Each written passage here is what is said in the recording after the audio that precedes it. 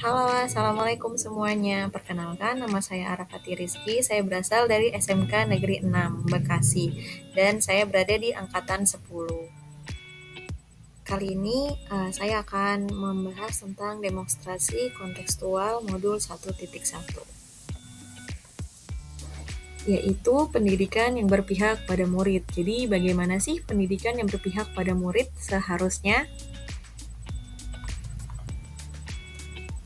Kita akan mengingat kembali filosofis atau pemikiran dari Ki Hajar Dewantara, di mana pendidikan yaitu menuntun segala kodrat yang ada pada anak-anak agar mereka dapat mencapai keselamatan dan kebahagiaan yang setinggi-tingginya, baik sebagai manusia maupun sebagai anggota masyarakat. Jadi, pendidikan yang berpihak pada murid itu kalau di SMK 6 seperti apa? Pendidikan yang berpihak pada murid tentunya kembali lagi ke filosofi pendidikan menurut KHD tadi, itu merupakan pendidikan itu merupakan tuntunan. Jadi, pendidikan yang berpihak pada murid itu yang menuntun murid, bukan yang menyuapi, bukan juga yang menyodorkan, bukan juga yang memaksa peserta didik, bukan seperti itu. Lalu karena menuntun tadi jadi disesuaikan dengan kodrat zaman dan kodrat alam peserta didik. Karena setiap peserta didik mempunyai kodrat zaman dan kodrat alam yang berbeda-beda. Jadi kita tidak bisa mensamaratakan perilaku kita terhadap peserta didik itu tentu saja tidak bisa sama, dan cara pengajarannya pun tentu saja berbeda.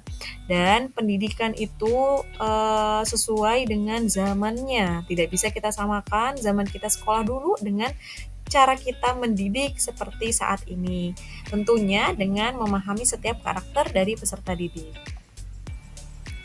Tetapi pada kenyataannya masih banyak kita temukan pembelajaran yang berpusat pada guru atau teacher center. Di SMK Negeri 6 Kota Bekasi, ini merupakan sekolah yang heterogen di mana banyak siswa yang berasal dari berbagai kalangan, berbagai latar belakang, dan berbagai kemampuan serta karakter yang berbeda-beda. Jadi, kita sebagai seorang pendidik mesti betul-betul memahami masing-masing karakter dan masing-masing kemampuan peserta didik tersebut.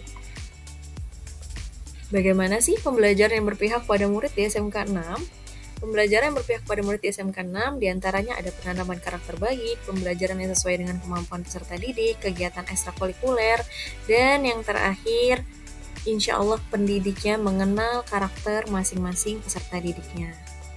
Di sini ada pembelajaran yang berpihak pada murid di SMK 6, contohnya itu ada pembelajaran dengan berbagai macam metode dan memanfaatkan teknologi. Di sini pendidik tidak membatasi kreativitas peserta didik, tidak membatasi ruang lingkup, pendidik atau guru hanya menemani, hanya mengarahkan, hanya memberikan arahan atau masukan terhadap peserta didik. Dan sebenarnya peserta didik itu bisa lebih kreatif seandainya kita berikan kebebasan dalam berpikir, selama masih pada jalur yang tepat.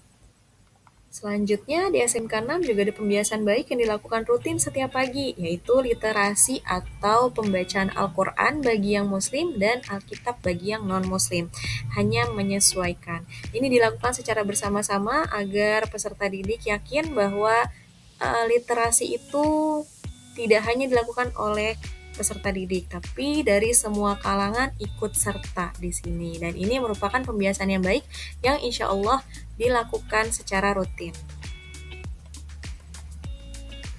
Nah, di sini ada beberapa contoh keterampilan dan kreativitas peserta didik, diantaranya kegiatan ekstrakurikuler tadi.